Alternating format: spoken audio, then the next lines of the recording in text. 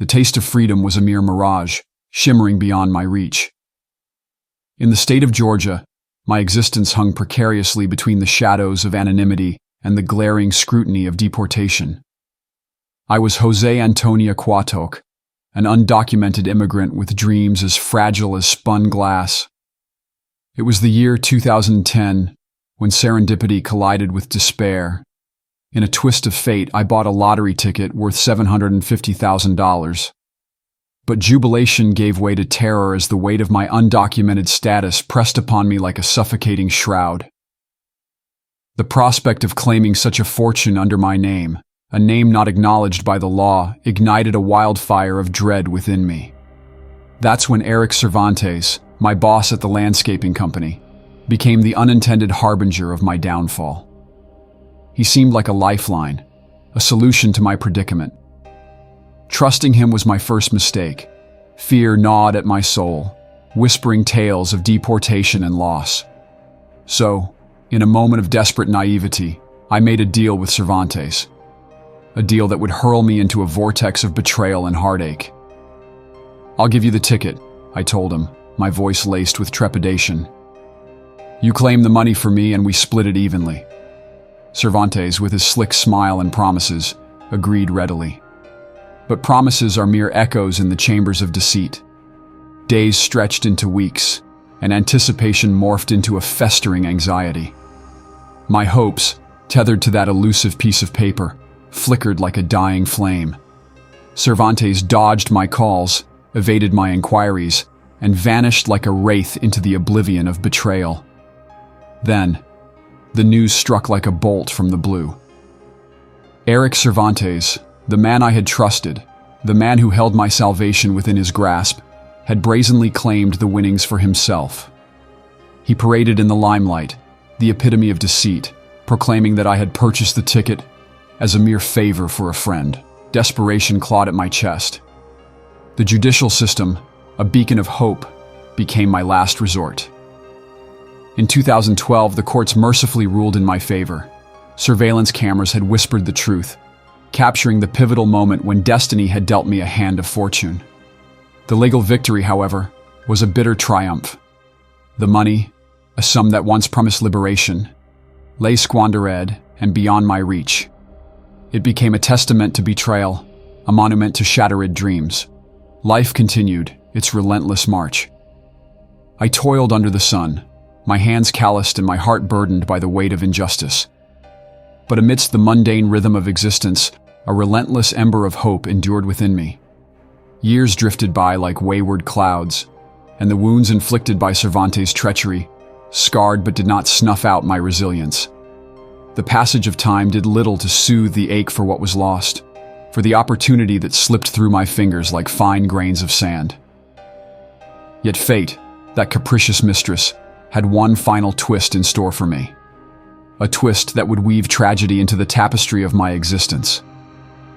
It was a nondescript evening, much like any other. When a knock echoed through my modest apartment, curiosity mingled with caution as I approached the door, my pulse quickening with an inexplicable foreboding. As the door creaked open, a chill swept through me, freezing the breath in my lungs. Two uniformed officers stood on my doorstep, their solemn expressions foretelling a narrative of despair. "Mr. Cuauhtoc?" one of them inquired, his voice tinged with sympathy.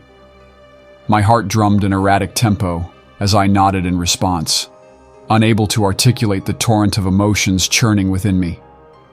"I'm sorry to inform you, sir, that there's been an accident," the other officer continued, his words slicing through the very fabric of my being. "Eric Cervantes. He was involved in a car crash. He didn't make it." Shock, like a merciless wave, engulfed me. The air grew thick with a peculiar sense of irony and tragedy. The man who had orchestrated my downfall, the man who had callously stolen my chance at freedom, had met his demise. A surge of conflicting emotions warred within me. Grief, mingled with a perverse sense of justice, regret entwined with a bitter irony. The universe had wielded its peculiar brand of retribution, but it offered no solace, no closure for the shattered dreams that lay scattered in its wake. In the aftermath of that fateful revelation, I stood in solitude, haunted by the specter of what could have been.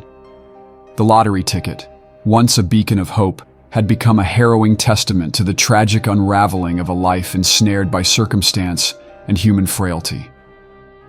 And amidst the tumultuous currents of fate, I remained, a survivor, scarred but unbowed, clinging to the fragments of a dream that slipped through my grasp, forever lost in the labyrinth of what-ifs and regrets. The crisp California breeze swept through the open window, carrying a hint of salt from the nearby coastline. My eyes lazily scanned the palm tree-lined streets as I reclined in my rented apartment, the afternoon sun casting elongated shadows across the room. The memory of my lottery win, once a euphoric high, now seemed like a distant dream, plagued by the harsh reality that followed. It was 3 months ago when my life took an unexpected turn. The announcement of my $2 million win in the California lottery had thrust me into a whirlwind of sudden wealth and promise. At 29, I'd never owned a car. The gleaming headlines boasted my plans to finally purchase one, a symbol of my newfound affluence. In hindsight, perhaps that was my first misstep.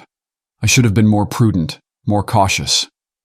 But the allure of material possessions clouded my judgment, and my optimism overshadowed the cautionary tales of lottery winners whose fortunes turned sour. The euphoria of victory dissolved into a murky pool of despair when I found myself embroiled in a situation I never anticipated. The accusation that I was involved in assisting a car theft sent my world spiraling out of control. The knocks on my door that fateful morning shattered the tranquil facade of my life. Policemen, grim-faced and resolute, stood on my doorstep. Their words, dripping with suspicion, accused me of a crime I hadn't committed, or so I thought. The subsequent interrogation, with its glaring lights and relentless inquiries, felt like a nightmare from which I couldn't awaken. Despite my vehement protests and professed innocence, the evidence mounted against me, weaving a damning narrative that entangled me in a web of circumstantial accusations. The ordeal drained me physically and mentally. The burden of proving my innocence weighed heavily on my shoulders.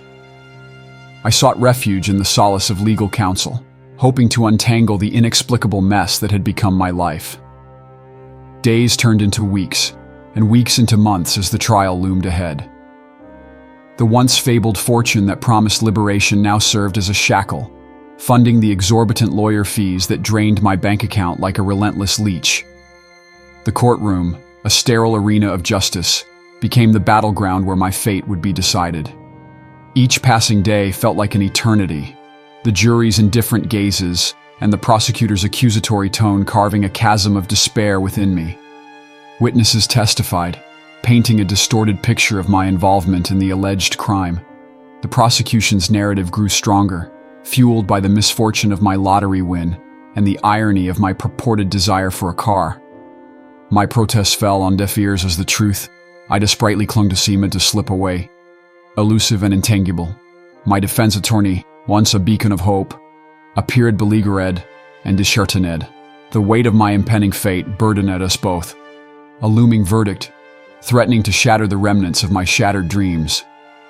As the trial drew to a close, I found myself at the mercy of the jury's deliberation. The moment stretched into an agonizing eternity, the courtroom's silence deafening in its intensity. My heart drummed an erratic beat, a cacophony of fear and desperation echoing within me. The verdict, when it came, was a thunderbolt that shattered my fragile hopes. Guilty. The word reverberated through the courtroom, sealing my fate in an instant. The judge's gavel fell with a resounding finality, pronouncing a sentence that echoed like a death knell in my ears. Years behind bars stretched before me, an existence marred by a crime I hadn't committed, a punishment unjustly meted out.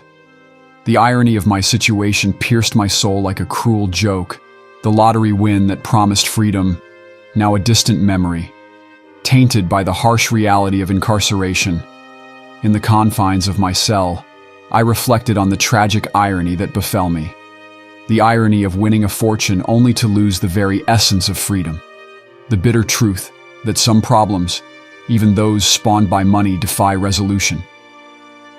As I traced the fading sunlight filtering through the narrow window, a bitter realization dawned upon me. My future, once brimming with promise, had been irrevocably altered by a twist of fate. A cautionary tale of lottery winnings gone awry, a tragic narrative etched in the annals of my existence. Now, as I languish within these prison walls, I cling to the fragile hope that one day, the truth will emerge, dispelling the shadows of injustice that engulf me. Until then, I exist as a tragic footnote in the capricious tale of life, a cautionary testament to the unforeseen perils that lurk behind the facade of fortune.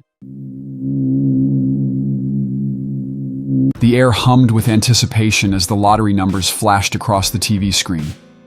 I sat on the edge of my worn-out couch, clutching my ticket, my heart pounding in my chest. I never imagined that a slip of paper could hold so much promise, so much potential to change my life. The announcer's voice crackled through the speakers, and the winning numbers for tonight's jackpot are 14, 22, 36, 41, 55, and the Powerball number is 7. My eyes widened as I compared the numbers on my ticket. It couldn't be. I checked again and again, disbelief coursing through my veins. I'd won. I'd actually won the jackpot, $150 million. I jumped up, shouting in ecstasy, tears of joy streaming down my face. The possibilities raced through my mind. Debts would vanish, dreams would come true, and life would finally take a turn for the better. I was a winner, a fortunate soul blessed by fate. But little did I know that this windfall would unravel the fabric of my life in ways I never imagined. The news of my win spread like wildfire. Friends and family I hadn't heard from in years suddenly appeared, their smiles wide, their congratulations overflowing. Everyone had a hand outstretched, seeking a piece of the fortune I'd stumbled upon. I was overwhelmed but hopeful. Generosity surged within me, and I wanted to share my luck with those I cared about. I helped pay off debts, funded my parents' long overdue vacation, and donated to local charities. But soon, the requests grew insatiable, turning from gentle asks to aggressive demands. Amidst the chaos, I met Maria. Her laughter was infectious, her smile a beacon of light in the tumultuous storm that had become my life. We fell in love, finding solace in each other's arms. Maria, unlike others, never asked for anything. She loved me for who I was, not for my sudden wealth. Together, we planned a future that glimmered with hope. But the darkness that lurked behind my winnings cast a shadow on our happiness. Threatening letters began to arrive, anonymous missives demanding money and issuing chilling warnings of dire consequences if I refused to comply. Fear gripped my heart, and paranoia became my constant companion. I installed security systems, changed phone numbers, and hired bodyguards. But the fear persisted. Desperate for reprieve, I turned to professionals for help, but they were unable to trace the origin of the threats. The police offered sympathy, but little else, citing the lack of evidence to pursue an investigation. As the pressure mounted, cracks began to appear in my relationship with Maria. My paranoia and fear drove a wedge between us. She begged me to let go of the money, to start fresh somewhere new, away from the chaos and danger. But I was stubborn, convinced that I could outsmart the faceless threats that haunted my every waking moment. Then one fateful night, everything spiraled out of control. I returned home to find my house in disarray, furniture overturned, valuables strewn across the floor, and a chilling message scrawled on the wall in bold red letters. Pay up or else. Panic surged through me. I frantically searched for Maria, my heart pounding louder than the fear echoing in my mind. But she was nowhere to be found. Only a note on the kitchen counter written in her elegant handwriting pierced my soul. I love you, but I can't live like this. I'm sorry, but I have to go. My world shattered. I was alone, consumed by guilt, regret, and an overwhelming sense of loss. The money that once promised a bright future had become a curse, tearing apart the very fabric of my life. I'd lost the love of my life, and the wealth I thought would bring happiness had only brought despair. In the aftermath, I made a decision. With a heavy heart, I liquidated everything, donating the majority of the winnings to charities anonymously, hoping to wash away the stain of misfortune that clung to the money. Today, I live a modest life, far from the opulence that briefly touched my existence. The scars of that turbulent period remain etched in my soul, a constant reminder of the tragic price of a lottery win gone wrong. I've come to understand that true wealth lies not in material possessions, but in love, peace, and the simple joys that money can never buy.